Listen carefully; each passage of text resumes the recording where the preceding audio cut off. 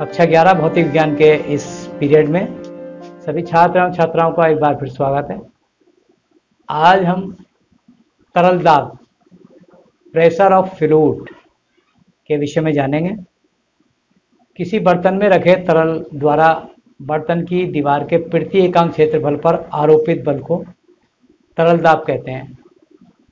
प्रत्येक तरल बर्तन की दीवार पर दाब लगाता है। प्रतिक्रिया फलस्वरूप बर्तन की दीवार भी तरल पर बराबर व विपरीत दिशा में दाब डालती।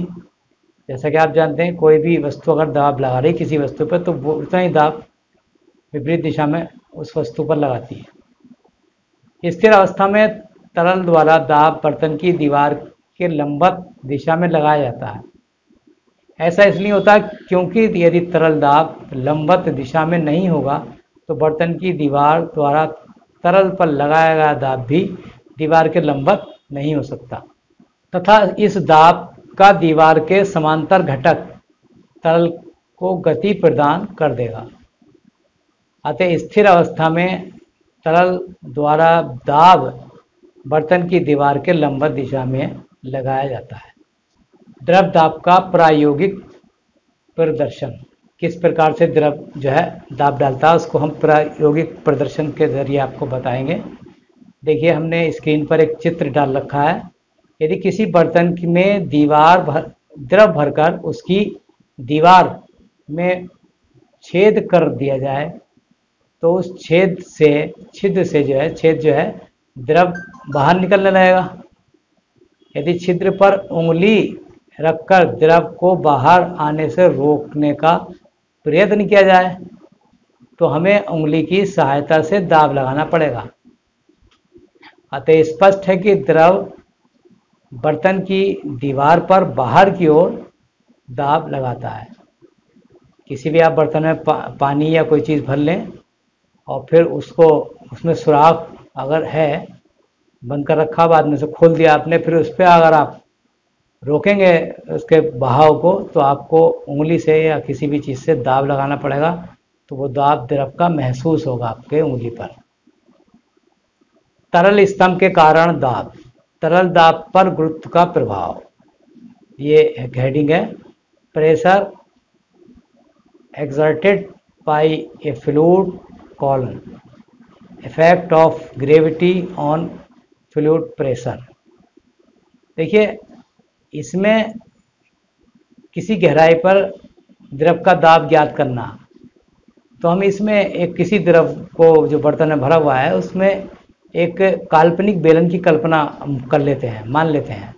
जैसे इसमें दिखाया, माना रो घनत्व के किसी द्रव में उसके स्वतंत्र तल से h गहराई पर स्थित बिंदु B पर द्रव का दाब ज्ञात करना। कोई भी तल है हमारे पास और किसी बर्तन का तल जो है B पर हमें द्रव का दाब ज्ञात करना है, तो हम मान लेते हैं कि उस घनत्व का उसका जो द्रव का घनत्व है रो है और h गहराई पर हमें दाब निकालना। द्रव में h ऊंचाई तथा a अनुप्रस्थ काट के क्षेत्रफल का एक बेलन लेते हैं। ये कल्पना कर लेते हैं, होता नहीं, एक कल्पना कर ली हमने बेलन की, जिसके तली पर बिंदु B स्थित है। बेलन की तली पर द्रव द्वारा आरोपित बल h ऊंचाई के बेलनाकार द्रव स्तंभ के भार के बराबर होगा। जितना इस बेलन में हमारा द्रव का भार आएगा वही इसका बल होगा, आरोपित बल होगा। अब इसका भार कैसे निकालेंगे? पहले हम आयतन निकालेंगे, उसके बाद घनत्व से गुणा करेंगे, तो उसके बाद उसका द्रव्यमान आ जाएगा। और द्रव्यमान निकालने के बाद क्या होगा? फिर जी से गुणा कर देंगे गुरुत्वाकर्षण से, तो उसका भार आ जाएगा। तो देखिए, बेलनाकार द्रव का आयतन V मान लिया हमने। V क्या होता है? A गुणा H। A क्या है? आधार का क्षेत्रफल है, तो आधार का क्षेत्रफल गुणा ऊंचाई, ये उसका आयतन बन गया।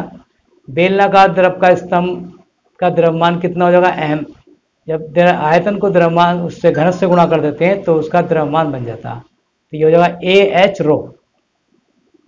बेलनाकार द्रव स्तंभ का भार निकालेंगे तो भार क्या होता है? F बराबर होता है mg।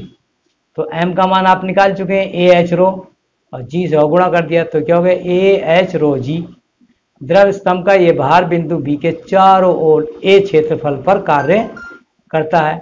अतः बिंदु B पर द्रव का दाब P बराबर F बटा A। ये एफ का मान अभी हमने निकाला ए एच रो जी बटा ए से ए कट गया, ऊपर भी है नीचे भी है, तो पी बराबर क्या आ गया एच रो जी। तो इस तरीके से हम किसी भी गहराई पर द्रव के दाब की गणना इस सूत्र के द्वारा कर सकते हैं। अतः द्रव के अंदर किसी बिंदु पर द्रव का दाब उस बिंदु की द्रव के स्वतंत्र तल से गहराई h, द्रव के घनत्व और गुरुत्वीय त्वरण g के गुणनफल के बराबर होता। यदि द्रव के स्वतंत्र तल पर वायुमंडलीय दाब Pa हो तब द्रव के अंदर किसी बिंदु B पर उसका कुल दाब हो जाएगा P dash is equal to Pa plus h rho g. क्योंकि Pa क्या है, ये वायुमंडल दाब है, तो वायुमंडल दाब भी लगेगा उसके ऊपर, और जो द्रव का दाब वो भी लगेगा।